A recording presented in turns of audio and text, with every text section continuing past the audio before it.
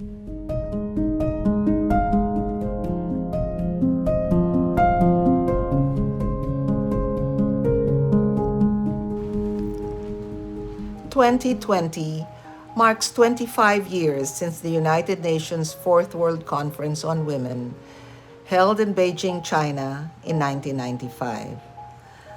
I am Patricia Licuanan from the Philippines, and I have Beijing on my mind. In 1994, I chaired the UN Commission on the Status of Women when it was the preparatory body for the World Conference. And in 1995, at the conference, I chaired the main committee that negotiated the Beijing Declaration and Platform for Action.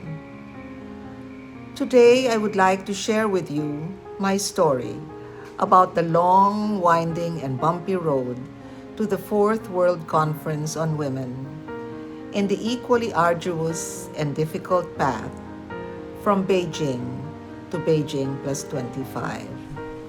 My Beijing story includes some background on the conference, its major accomplishments, the consultative and participatory processes, negotiations on the most controversial issues, and the final outcome of the conference. The road from Beijing will review the implementation of the platform and present some promises kept and broken, lessons learned, threats including COVID-19, opportunities, and ways forward. There were 4 UN World Conferences on Women: in Mexico in 1975, Copenhagen in 1980, Nairobi in 1985, and the 4th World Conference on Women in Beijing in 1995, with the theme Action for Equality, Development, and Peace. Even before we reached Beijing, the Women's Conference had already achieved one of its main objectives, raising the level of awareness and discussion of gender issues globally. The Women's Conference built on past UN conferences and upheld the commitments made, particularly in recent conferences of the decade: Environment and Development in Rio, 1992, Human Rights in Vienna, 1993, Population and Development in Cairo, 1994, and Social Development in Copenhagen, 1995. The conference covered familiar ground and reinforced old concerns raised during the UN Decade on Women, concerns that remained valid and still needed to be addressed, such as the feminization of poverty, economic participation, health, education, political participation, and human rights. But most important, the World Conference broke new ground. Among the significant breakthroughs were: it elevated the issue of violence against women from a private domestic concern to the level of public policy. It acknowledged women's unremunerated work at home, in family farms, and in small business enterprises. It reaffirmed women's rights as human rights and brought women's sexual rights within the parameters of human rights. It affirmed the rights of the girl child, addressed issues of discrimination against her, and sought protection for her from all forms of abuse and exploitation. It recognized women migrant workers as a vulnerable group and ensured their rights, the first time that women migrant workers, in addition to simply women migrants, were so recognized. Finally, it is important to emphasize that the conference did reach agreement on most issues and passed the Beijing Declaration and Platform for Action by consensus. The platform, with its 12 critical areas of concern, namely women and poverty, education and training of women, women and health, violence against women, women and armed conflict, women and the economy, women in power and decision making, institutional mechanisms for the advancement of women, human rights of women, women in the media, women and the environment, and the girl child is the most comprehensive and progressive global blueprint for women's rights and empowerment. The preparations for the Fourth World Conference on Women involved a complex consultation process at national, regional, and global levels. At the national level, preparatory activities included public education campaigns, discussion of country positions on key issues, workshops on the draft platform for action, and preparation of country reports. 5 regional preparatory meetings with parallel NGO forums were organized by the economic commissions, with a regional platform for action coming out of each one. Expert group meetings were convened, focusing on key areas of concern. The outputs of the regional preparatory meetings and the expert group meetings were all inputs into the draft platform for action, negotiated at the 39th session of the Commission on the Status of Women. At the conference in Beijing, the work of the main committee was to arrive at a platform for action that was the product of consensus. A document approved by a UN conference, while not legally binding on any country, nonetheless carries considerable moral pressure, particularly when backed by strong advocacy. Negotiating was done by regional groups. The most controversial issues that were brought to Beijing were rights, resources, reproductive health, and sexual orientation. The debates on rights included the World Conference on Human Rights and its follow-up, international instruments and their ratification, universality of rights and the consideration of cultural and religious particularities. The main protagonists tended to be authoritarian or controlled states versus more democratic or pluralistic states. There were disagreements as well between religious fundamentalists and secular states. The debates on resources involved the macroeconomic framework, debt, structural adjustment, sustainable development, and microeconomic issues such as unpaid work and national accounts. The issue of resources to implement the platform was particularly controversial.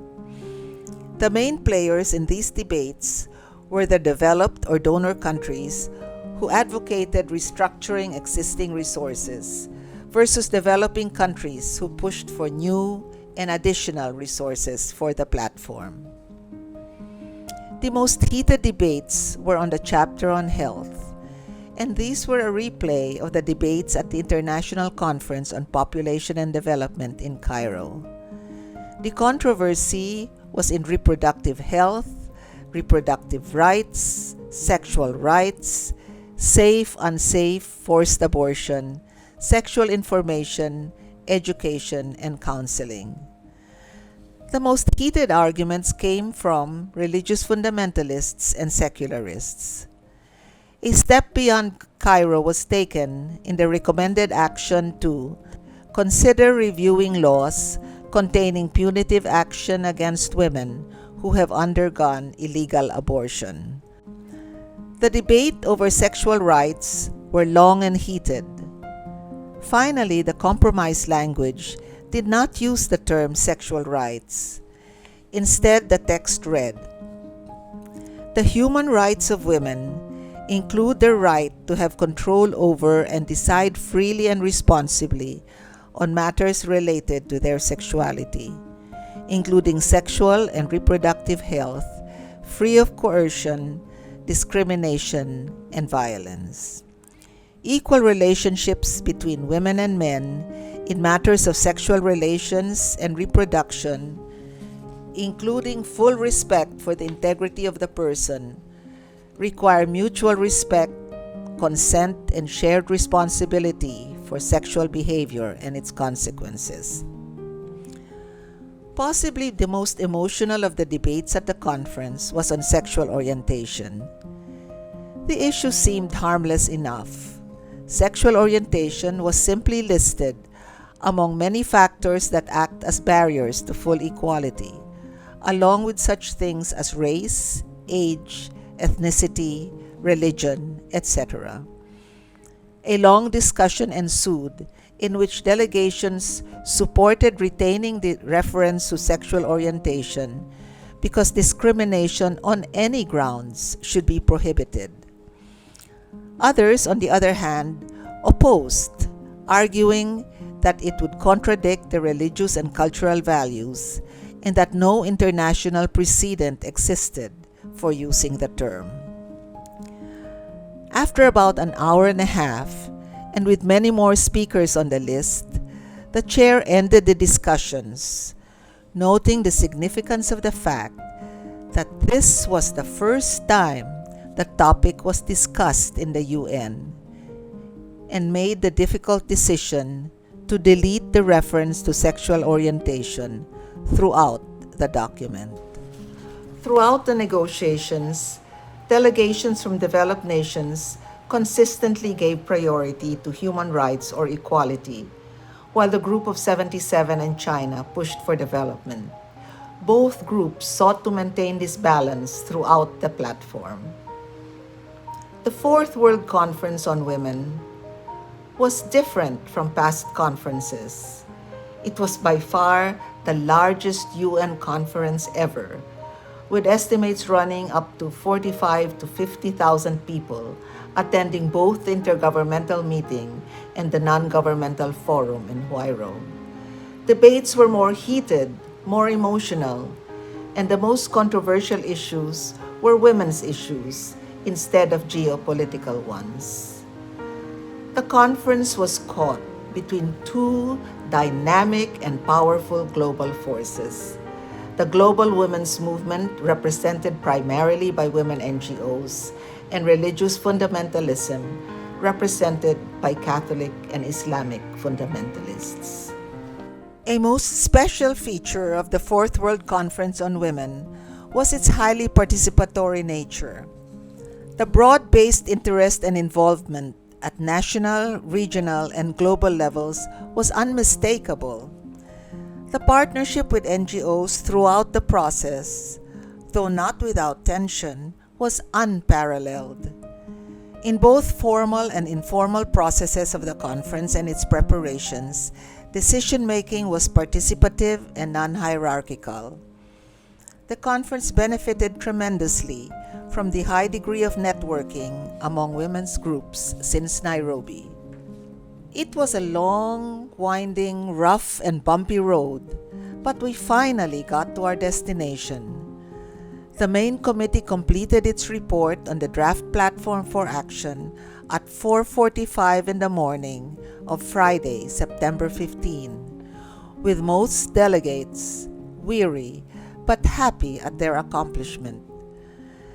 The expected reservations were registered both at the main committee and at the final plenary. But at the closing plenary, after some reservations had been made, the delegate from India took the floor to announce that her delegation had no reservations. The applause was thunderous. Since Beijing, the UN has conducted regular reviews of the implementation of the Beijing Platform for Action, Beijing +5, +10, +15, +20, and now Beijing +25. Reviews over the years have revealed disappointing results, with progress far short of the ambitious goals of Beijing. While some Beijing promises were kept, many were broken. First, some good news. Most recent reviews reveal that gender parity in education has practically been achieved. There have been substantial reductions in maternal mortality. 2/3 of countries in the world have passed laws to stop domestic violence. Nearly all countries have national machineries for the advancement of women. The UN Entity for Gender Equality and the Empowerment of Women, or UN Women, was created. There is a noticeable decline in the incidence of child, early, and forced marriages. But many promises were broken. Women still make up the majority of the world's poor and are often the poorest of the poor. 75 to 80% of the world's 50 million refugees and internally displaced persons are women and their dependent children. Women all over the world are underrepresented in high-profile jobs which are better paid.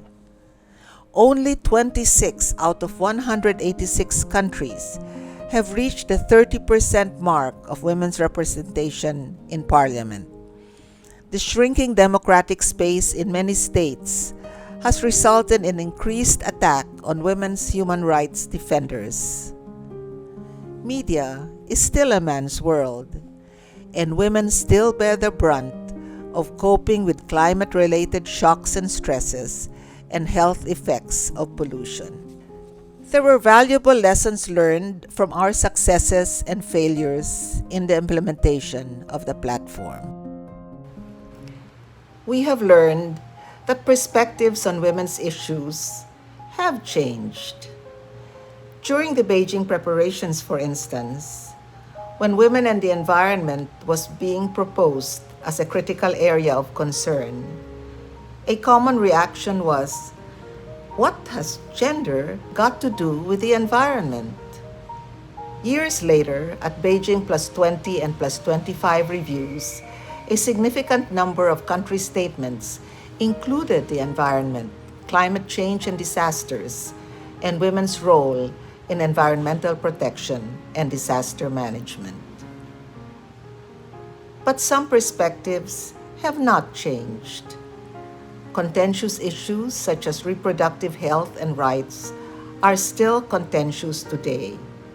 Sexual orientation and gender identity and expression remain highly controversial, with little prospects of achieving consensus. We have learned that de jure equality or equality in law is a necessary but not sufficient condition for de facto equality or equality in fact. The huge advances in creating and improving legal frameworks on women's rights have not translated into women's actual enjoyment of rights, as social norms continue to pose a challenge to gender equality. Our favorite strategies over time have begun to reveal their flaws. We realize that microfinance must move to a different level for more major impact. And gender mainstreaming may not be the answer after all.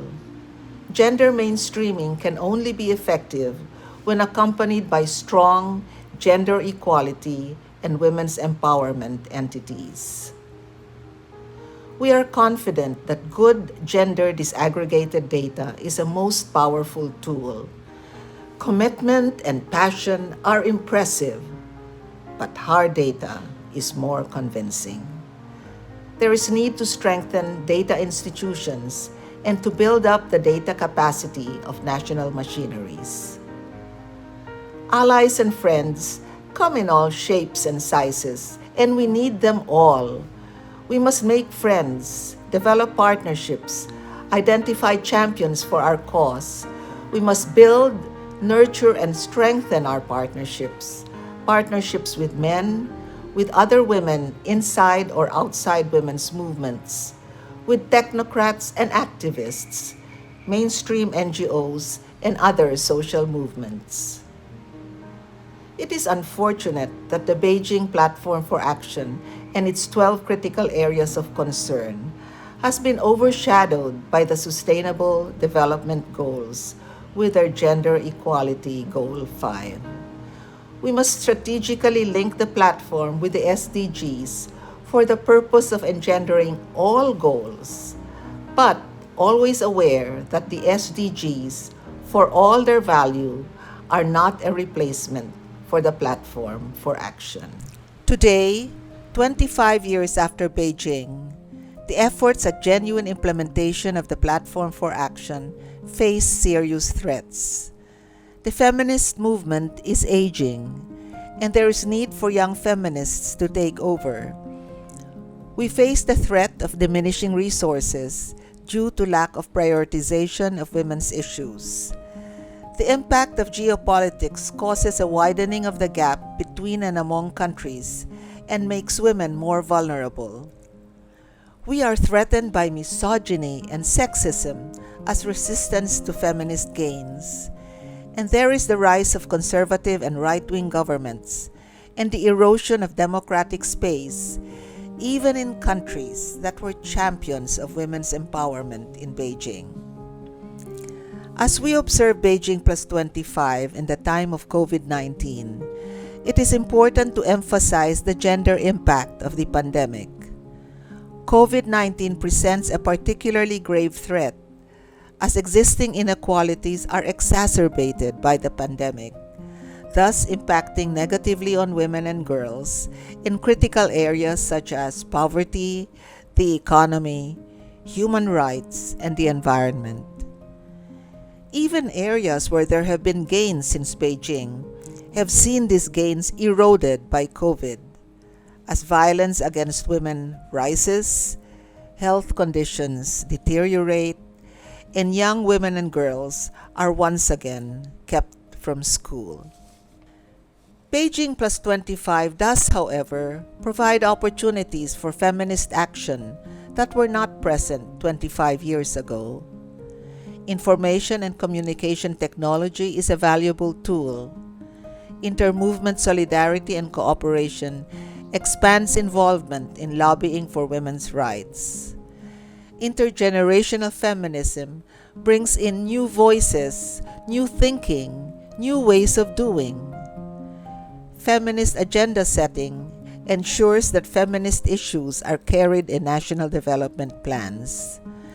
The Beijing review processes provide opportunities not only to document progress or gains, but also to gain access to decision-making spaces and platforms to mainstream a feminist agenda.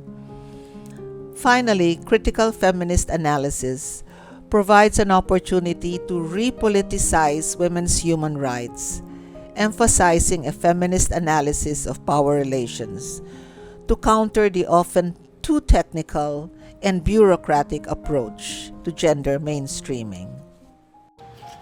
Beijing Plus 25.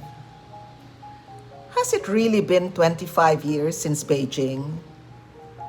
I remember so well when the draft Beijing Declaration and Platform for Action was finally approved at the main committee at 4:45 in the morning of September 15, 1995.